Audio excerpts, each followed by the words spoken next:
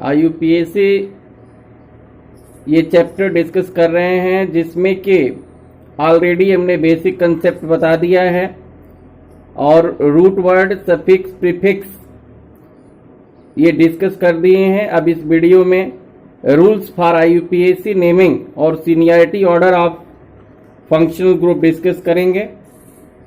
आप देख रहे हैं chemistry bye PK Tiwari online class बिल्कुल फ्री क्लास है और आप ज्वाइन कर सकते हैं। आप इस चैनल को सब्सक्राइब करिए और अगर अच्छा लगता है तो आप इसे शेयर और लाइक भी करिए।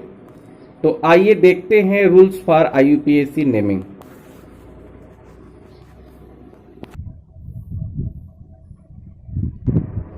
तो फर्स्ट रूल है IUPAC नेमिंग का, जो फर्स्ट रूल है, take a longest carbon atom chain with functional group. Take a longest carbon atom chain, take a longest carbon atom chain with functional group.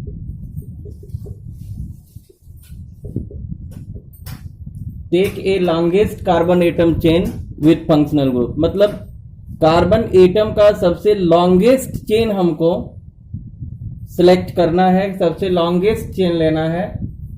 जैसे मान लीजिए ये 1 2 3 4 5 है और इधर एक चेन निकली हुई है 1 2 3 और इसमें लगा हुआ है कोई फंक्शनल ग्रुप। तो अब OH है ये। अगर हम सीधे जाते हैं तो 1 2 3 4 5 मिलेगा, इसमें 5 कार्बन एटम होंगे। लेकिन रूल क्या है? रूल फर्स्ट ये कह रहा है कि take a longest carbon atom chain with functional group. FG ये फंक्शनल ग्रुप का शॉर्ट फॉर्म है। तो take a longest carbon atom chain with functional group यानी कि हम अब ये नहीं लेंगे, ये चेन नहीं लेंगे। हम कौन सा लेंगे? जो फंक्शनल ग्रुप जिसमें हो उस कार्बन को फर्स्ट देंगे। अब 1 2 3 4 इधर जाएंगे या 3 4 इधर जाएंगे, बात बराबर है। तो ये मेरी पेरेंट चेन होगी जिसमें कि 4 कार्बन एटम होंगे, न कि 5 कार्बन एटम की चेन लेंगे। आप लॉन्गेस्ट चेन लेते समय ये ध्यान देंगे कि हमको ऐसे कार्बन चेन लेनी है जिसमें कि फंक्शनल ग्रुप हो। फंक्शनल ग्रुप को छोड़ना नहीं है। अगर ये सीधे चले जाते हैं तो फंक्शनल ग्रुप का ये जो कार्बन है OH जिस कार्बन से लगा हुआ है वो क्या हो जाएगा, उसकी नंबरिंग नहीं हो पाएगी। तो हमको जो है यही लेना है, इसको फर्स्ट देना है। अब 1 2 3 4 समझ रहे हैं। अब जो सेकेंड ये है, सेकेंड रूल है लोवेस्ट लोकेंट सम रूल। मतलब हमको लोकेंट को क्या करना है? लोकेंट का सम करना है। और जो जैसे मान लीजिए ये है, ये 1 2 3 4 5 6। अब क्लोरीन यहां लगा है, यहां ब्रोमीन लगा है और यहां पे आयोडीन लगा है। अब इधर से नंबरिंग करेंगे तो 1 2 3 ये 4 5 6। तो लोकेंट किस किस पोजीशन पे है? लोकेंट जो है किस किस पोजीशन पे है? अगर इधर से करेंगे तो ये 2 पे है, 2 पर यहां पे सम कर लीजिए। जैसे ये आप लेफ्ट से कर रहे हैं तो लेफ्ट से अगर करेंगे तो ये किस पे है? 2 पे है। अब 3 पे कोई नहीं है, फिर ये 4 पे है और फिर 5 पे है। तो टोटल ये सम कितना हो जाएगा? टोटल ये सम हो जाएगा 11।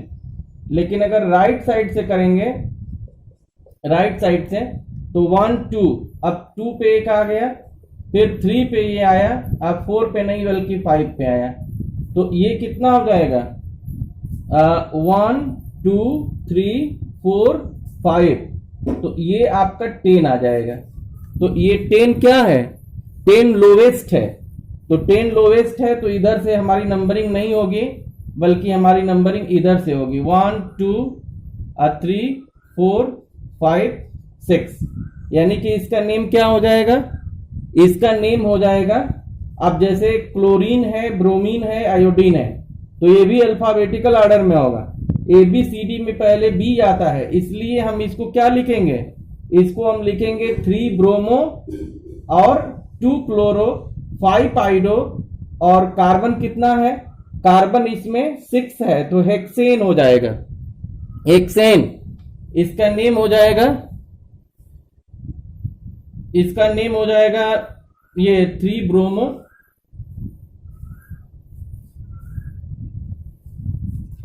और अब थर्ड रूल डिस्कस कर रहे हैं, prefer the senior functional group, prefer the senior functional group.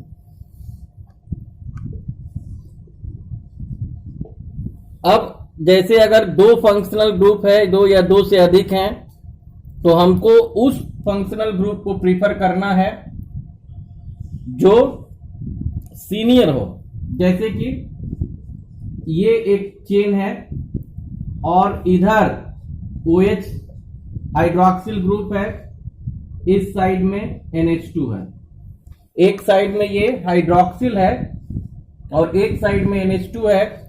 अब किसको फर्स्ट नंबर देंगे, किस साइड से नंबरिंग करेंगे, ये हमारे लिए एक धर्म संकट है, एक प्रॉब्लम है, और इसी को बताता है ये रूल कि सीनियर फंक्शनल ग्रुप को प्रीफर करना है।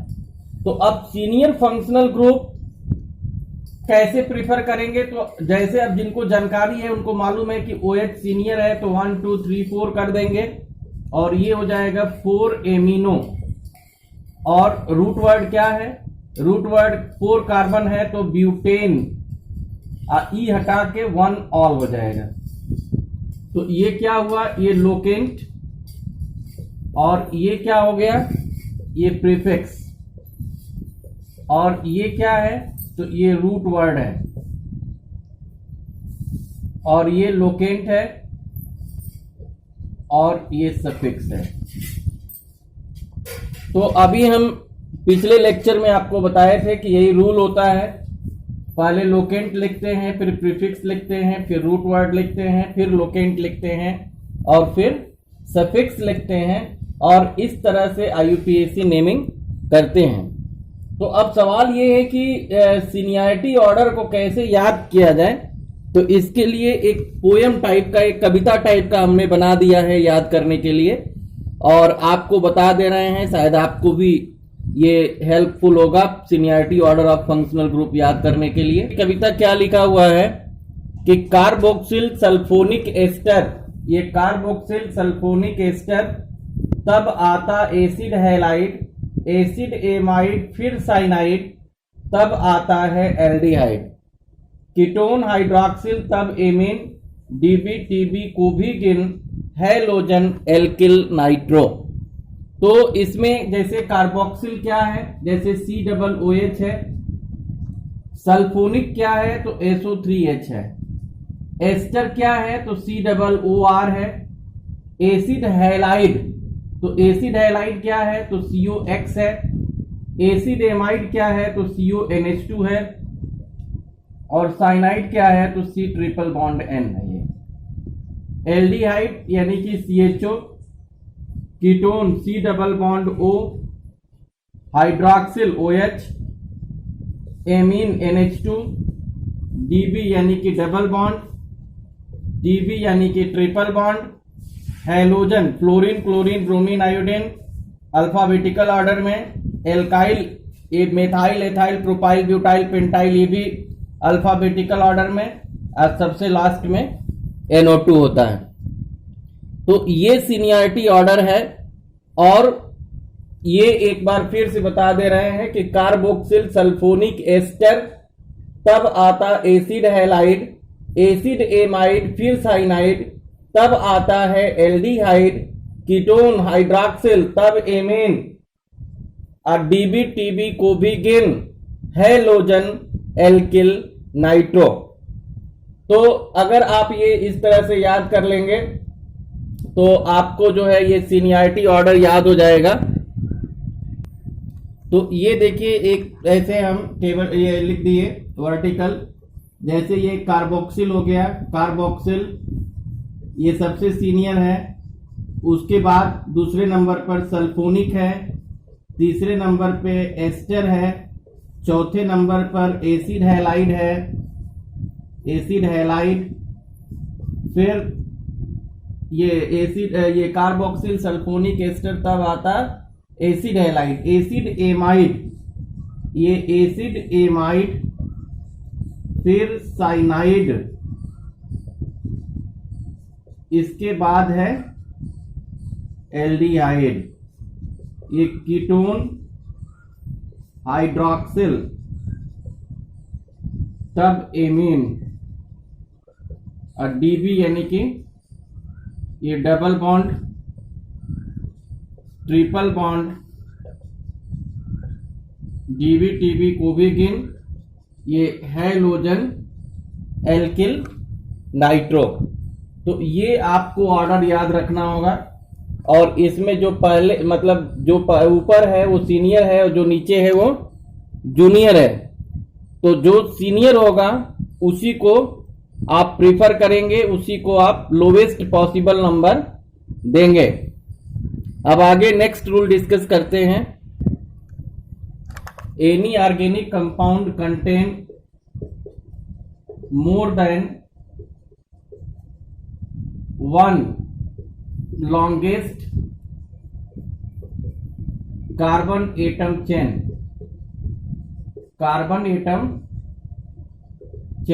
then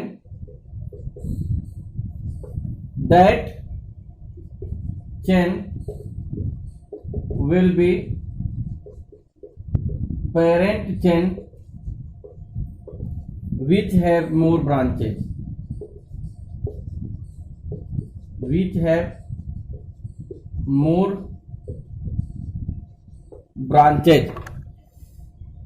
तो अगर मान लीजिए जैसे ये देखिए एग्जांपल, इससे क्लियर हो जाएगा। ये 1 2 3 4 5 है, 1 2 3 4 5 है, 1 2 3 4 5 है। अब ये जैसे हम अगर कर लें तो आप जो है 1 2 3 4 5 1 2 3 4 5 माने इस तरह से आप देखेंगे कि कई ऐसे चेन मिल रहे हैं जिसमें 5 कार्बन एटम हैं। लेकिन अब किसको सिलेक्ट करेंगे, तो हम चाहे यहां से या यहां से कहीं से भी शुरू करें, बात बराबर है। तो 1 2 3 4 5 हम इसको सिलेक्ट करेंगे। हम इसको क्यों सिलेक्ट करेंगे? आप कहते हैं कि सर सीधे कर लीजिए 1 2 3 4 5, तो उस कंडीशन में 3 पे 2 चेन ही मिलते। अगर हम इसको किए तो एक चेन यहां मिला मिथाइल का, एक इधर मिला, 2 मिथाइल हो गया, इधर इधर हो गया। अब फिर ये भी एक चेन है, यानी कि एक 1 2 3 4 5 6, इसमें हमको 6 चेन मिल गए, 6 ब्रांच मिल गए। तो हम वो अगर 5 कार्बन एटम की ही चेन लेनी है तो उस चेन को सिलेक्ट करेंगे जिसमें ब्रांचेज ज्यादा होंगे। तो ये एक 4th रूल है। फर्स्ट रूल आपने अभी डिस्कस किया कि take a longest carbon atom chain with functional group. Second था ये लोवेस्ट लोकेंट सम रूल, माने उधर से नंबरिंग करेंगे जिधर से कि लोकेंट का सम कम आता है। और तीसरा था prefer the senior functional group, हम उस साइड को प्रीफर करेंगे जो सीनियर फंक्शनल ग्रुप होगा। अब 4th है when any organic compound contain more than one longest carbon atom chain, then that chain will be parent chain which have more branches. हम उस चेन को सिलेक्ट करेंगे जिसमें कि ब्रांच ज्यादा होगी। तो देखिए इसी में ब्रांच ज्यादा है, इसलिए हमने ये सिलेक्ट कर लिया है। आप चाहें तो ऊपर से भी करेंगे तो बात वही आएगी। अब आगे नेक्स्ट रूल डिस्कस कर, ये हम 5th रूल डिस्कस कर रहे हैं। ये 5th रूल है IUPAC, जो ऑर्गेनिक कंपाउंड्स के IUPAC नेमिंग का 5th रूल है। और इस रूल में ये है कि those functional group which have carbon atom, and if the carbon atom of functional group is not numbered in the parent chain, then their suffix is changed. तो अब जैसे मान लीजिए COOH है, इस फंक्शनल ग्रुप में भी कार्बन है, CHO है, इसमें भी कार्बन है, CONH2 है, इसमें भी कार्बन है, CN है, इसमें भी कार्बन है। अच्छा, आप बताइए कौन से फंक्शनल ग्रुप है जिसमें कार्बन नहीं है? तो OH है, OH में कार्बन नहीं है। NO2 में भी कार्बन नहीं है। NH2 में भी कार्बन नहीं है। फ्लोरीन, क्लोरीन, ब्रोमीन, आयोडीन, इसमें भी कार्बन नहीं है। SH, इसमें भी कार्बन नहीं है। लेकिन कुछ ऐसे फंक्शनल ग्रुप हैं जिसमें कार्बन है, और अब इनका जो सफिक्स हम बताए थे पिछले लेक्चर में, तो वो सफिक्स चेंज हो जाएगा। जैसे आप ये देखिए, जैसे मान लीजिए अगर मान लीजिए ये COOH है, कार्बन इज नंबर्ड, अगर कार्बन की नंबरिंग होगी तब तो इसका सफिक्स ओइक एसिड होगा। लेकिन अगर कार्बन की नंबरिंग नहीं होगी तो इसका जो सफिक्स होगा वो कार्बोक्सिलिक एसिड हो जाएगा। ये बहुत इंपॉर्टेंट आपके लिए बता रहे हैं।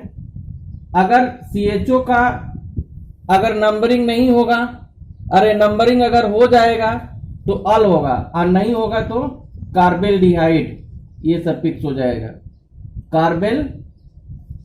कार्बेल्डिहाइड। और CONH2 का जो सफिक्स होता है, अगर नंबरिंग होगा तो एमाइड होगा, और नहीं होगा तो कार्बोक्सामाइड होगा। अब जैसे एलिसाइक्लिक कंपाउंड जब डिस्कस करेंगे तो जनरली जब साइक्लोप्रोपेन, साइक्लोब्यूटेन, साइक्लोपेंटेन, साइक्लोहेक्सेन से जब इस तरह के फंक्शनल ग्रुप लगते हैं और उसकी नंबरिंग नहीं होती है तो जनरली यही सफिक्स हम यूज करते हैं। अब इसका जैसे ये नाइट्राइल है, और अगर इसकी नंबरिंग कार्बन की नहीं होगी तो इसका सफिक्स क्या हो जाएगा? कार्बोनाइट्राइल। तो अभी हम रूल्स फॉर IUPAC नेमिंग देख रहे हैं, और नेक्स्ट वीडियो में कुछ इस पर हम एग्जाम्पल लेकर के, कुछ कंपाउंड्स का एग्जाम्पल लेकर के उसको IUPAC नेम ये डिस्कस करेंगे, जिससे कि आपका कंसेप्ट क्लियर हो जाएगा। तो आप देख रहे हैं, तो नेक्स्ट लेक्चर में हम आगे इस पर कुछ प्रॉब्लम्स डिस्कस करेंगे, फिर alicyclic compound, aromatic compound discuss करेंगे, और इसमें काफी अभी कंसेप्ट बचा हुआ है। तो ये आपका पार्ट 4 वीडियो है जिसमें रूल्स फॉर IUPAC नेमिंग हमने डिस्कस किया है। और आप अगर चैनल को सब्सक्राइब नहीं किए हैं तो कर लीजिए, और अच्छा लगता है तो आप इसे शेयर और लाइक करना मत भूलिए।